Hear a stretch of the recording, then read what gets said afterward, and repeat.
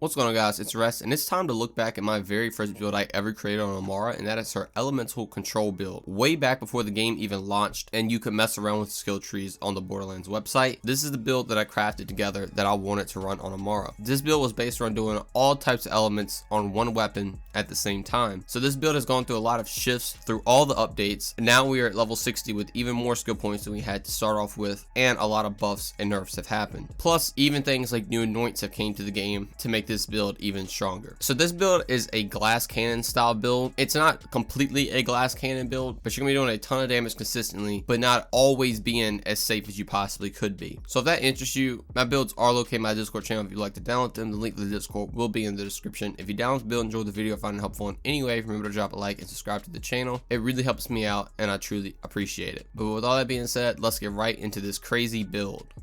So starting off the gear, as you see, all these weapons do shock damage other than the OPQ system. But if you don't know what the OPQ system does, essentially as you're shooting, you're going to do these shock explosions. So I'm counting that as shock damage. Also, every single one of these guns has, while under 50% health, you do 150% bonus radiation damage. Now the reason I have only shock is because all these are doing shock and incendiary.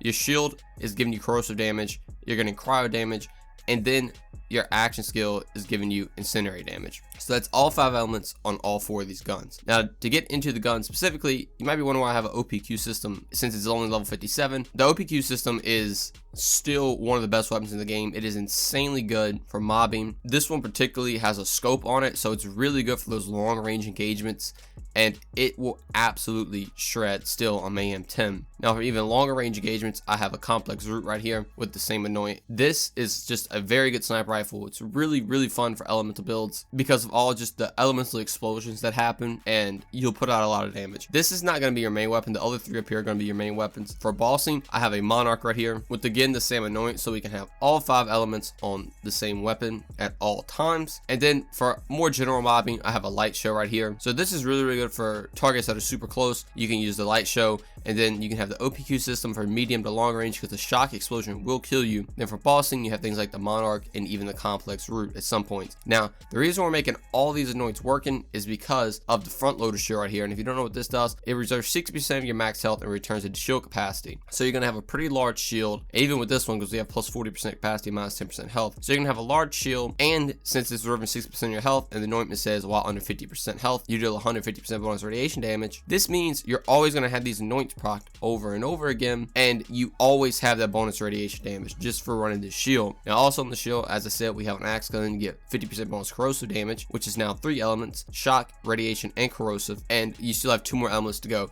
The front loader right here is the bread and butter of this build. It is what makes this elemental control build work. You're getting extra elemental damage, plus you're getting your ability to proc the anoint to give you the extra elemental damage, and it is super good. Now the grenade I'm running, it's pissed to simply apply debuffs, but this is also giving you the axe gun, get 50% bonus cryo damage. So now we have all 4 elements on the same gun. This build is super consistent. In most Amara builds, you have where you have to swap in and out all the time, but this build is based on consistency, never having to swap anything, and that is why I'm letting this build do every single element at one time. Now I have a phase arc right here, give 29% weapon damage, 28% more magazine size, and 37% more actual quarter rate. All these are just generally pretty good for all these weapons. Actual corner rate is good for getting your axe gun back, and weapon damage magazine size is always nice to have. I have a Pearl of Knowledge with 13% more fire rate and 54% more magazine size. The Pearl of Knowledge gives you a huge damage boost the more you shoot, and with all these weapons, especially things like the light show, OPQ, and monarch, it's going to be really easy to stack this damage and kill the target. So now not only is your gun just doing 4 elements, you're also going to have that gun just do an insane amount of damage. Now getting into the skills, this is where the incendiary is coming in. We're taking the Soulfire axe gun element with infusion, so now we have all 5 elements on one gun. All 4 of these weapons can do it, and it's not unique to just one of our weapons. If you don't know what infusion does, essentially it converts 40% of your gun damage to your axe gun element, so that is what is allowing us to have all 5 elements. But then for the rest of the skills,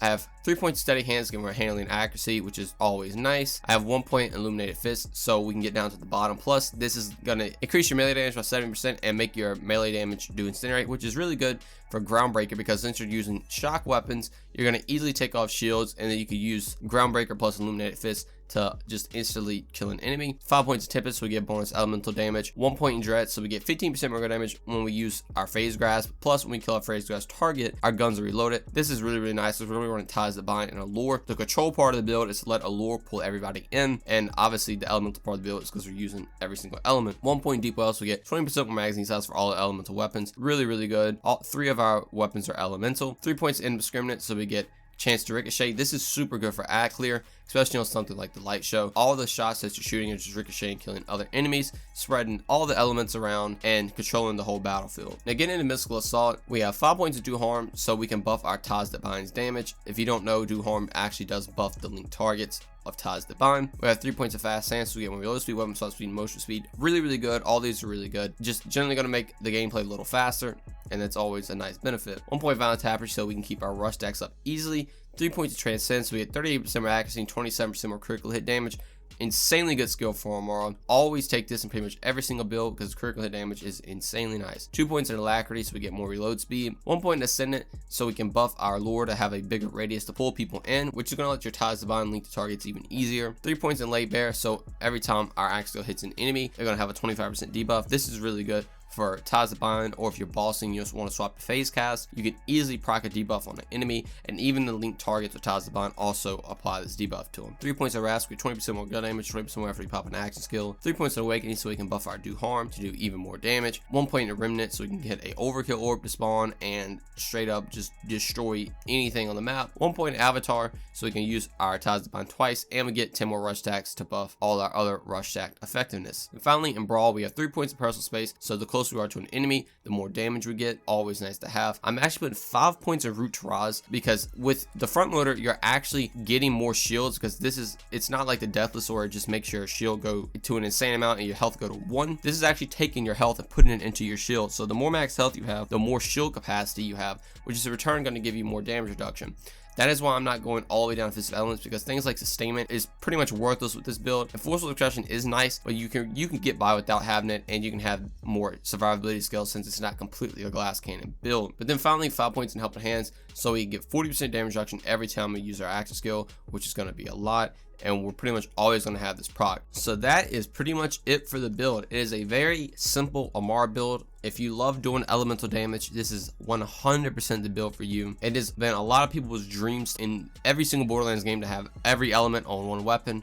Well, with Amara and in Borderlands 3, you can have all 4 of your weapons doing all 5 elements at one time, and it is absolutely insane. With that ability, it makes this build super consistent, because you're never going up to a target that has, armor or just anything. You're always going to have a elemental damage type doing what it needs to be doing to a certain health bar. So that being said, you don't have to carry any other gear. This is enough for pretty much everything in the game, and you don't have to worry about switching at all. Now, this is a very consistent build. There are definitely builds that are much better in certain scenarios. Like a bossing build is going to do a lot better than this overall build in boss fights, but this can still get it done. But obviously, if you spec all around bossing, you're going to get insane boss kills, whereas this one is an overall build. You get very good mobbing capabilities, very good bossing capabilities, and just overall is just a very good build. But like I said in the beginning of the video, if that interests you, my builds are located on my Discord channel. If you'd like to download them, the link for the Discord will be in the description. If you download the build, enjoy the video, find it helpful in any way, remember to drop a like and subscribe to the channel, as it really helps me out and I truly appreciate it. Thank you guys so much for all the recent support. Thank you guys so much for watching this video, and I'll see you guys in the next one.